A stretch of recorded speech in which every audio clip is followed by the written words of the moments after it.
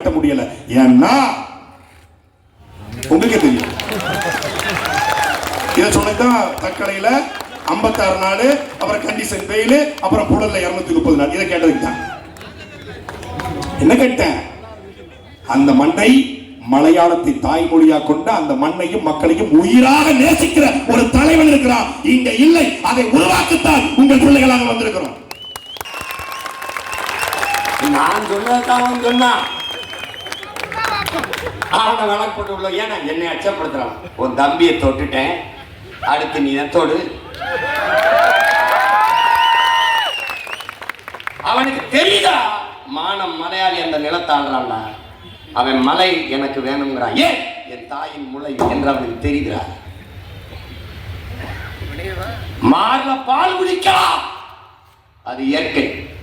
ஆனால் மாரை அறுத்து ரத்தம் கொடிப்பது கொடுமை. அதுக்கு அவன் தயாரா இல்லை.